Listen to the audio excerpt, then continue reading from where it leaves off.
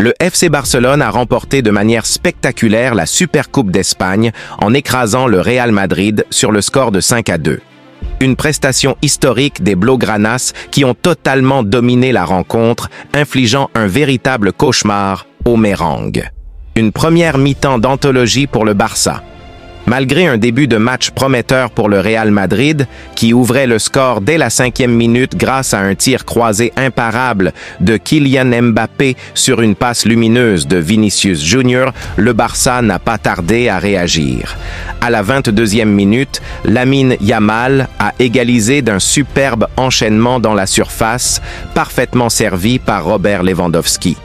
Ce but a été le déclencheur d'une avalanche offensive. Peu après, Eduardo Camavinga, dépassé dans le jeu, provoquait un penalty transformé avec sang-froid par Lewandowski à la 36e minute. Poussé dans ses retranchements, le Real craquait de nouveau. Rafinha inscrivait le 3e but 3 minutes plus tard, sur une tête bien placée après un centre précis de Jules Koundé. Juste avant la pause, Alejandro Balde profitait d'un excellent travail collectif pour alourdir la marque à 4-1, plongeant le Real Madrid dans la tourmente. C'était la première fois depuis 1943 que le Barça marquait 4 buts en une seule mi-temps face à son éternel rival. Le Real Madrid impuissant malgré un avantage numérique. Au retour des vestiaires, le calvaire madrilène se poursuivait. Dès la 48e minute, Rafinha enfonçait le clou avec un 5e but, laissant le Real complètement désemparé. Un léger espoir est pourtant apparu pour les hommes de Carlo Ancelotti après l'expulsion de Szczesny à la 56e minute, sanctionné pour une faute en tant que dernier défenseur. Cependant, même en supériorité numérique, les Merengues n'ont pas su inverser la tendance. Ils ont tout de même réduit l'écart à la 64e minute grâce à un magnifique coup franc de Rodrigo, mais ce fut leur dernière lueur dans un match à sens unique. Le Real Madrid n'a jamais semblé capable de revenir au score et les ajustements tactiques d'Ancelotti sont restés sans effet. Le Barça triomphe et Flick décroche son premier trophée. Avec ce succès retentissant, le FC Barcelone remporte sa 15e Supercoupe d'Espagne et offre à Hansi Flick son tout premier titre à la tête de l'équipe catalane.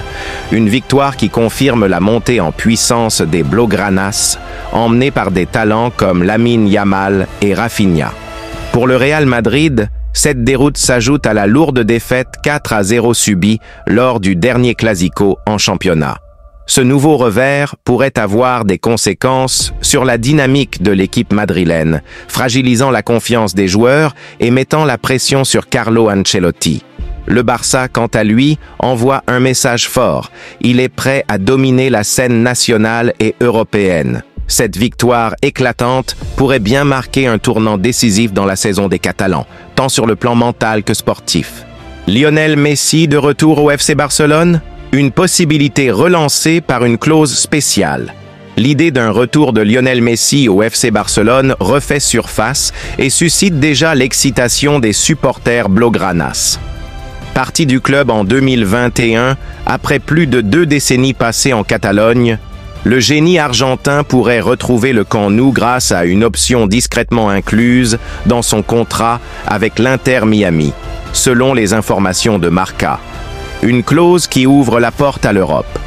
Aujourd'hui âgé de 37 ans, Lionel Messi continue de briller en Major League Soccer sous les couleurs de l'Inter Miami. Son contrat, qui s'étend jusqu'en 2026, contient toutefois une clause spéciale qui lui permettrait de revenir en Europe pour une période limitée dès la fin de l'année 2025.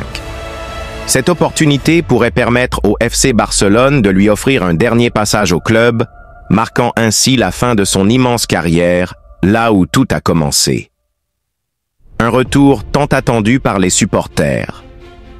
Depuis son départ du Barça et son passage mitigé au Paris Saint-Germain, les supporters catalans n'ont jamais cessé d'espérer un retour de leur légende. Avec 778 matchs disputés et 672 buts inscrits sous les couleurs blaugrana, Messi a marqué à jamais l'histoire du club. Un retour, même temporaire, en 2025 serait l'occasion de lui offrir des adieux dignes de son incroyable parcours. Joan Laporta, le président du Barça, n'a jamais caché son envie de voir Messi terminer sa carrière au club. Bien que les contraintes financières du club aient freiné un éventuel retour plus tôt, cette clause pourrait désormais changer la donne. Un rôle symbolique ou plus ambitieux? Si ce retour devait se concrétiser, il pourrait prendre la forme d'un engagement symbolique, permettant à Messi de porter une dernière fois le maillot blaugrana lors de matchs amicaux ou de compétitions mineures. Cependant, certains rêvent déjà d'un retour plus ambitieux, où Messi pourrait apporter son expérience et son génie pour guider les jeunes talents du club, comme Lamine Yamal ou Gavi, dans les moments cruciaux de la saison. Une fin d'histoire parfaite?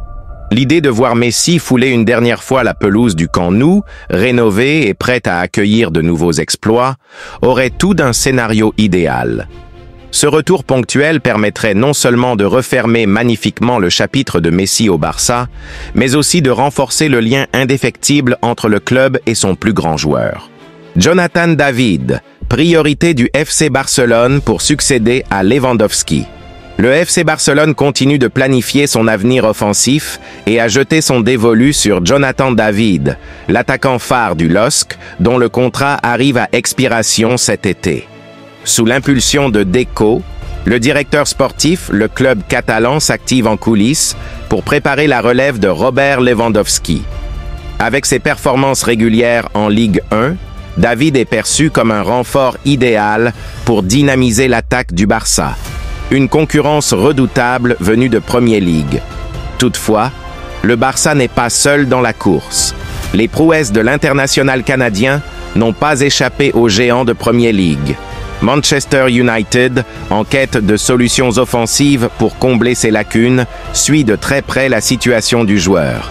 Erik ten Hag verrait en Jonathan David un profil parfait pour renforcer son secteur offensif, d'autant que le coût du transfert pourrait être réduit en raison de la fin imminente de son contrat.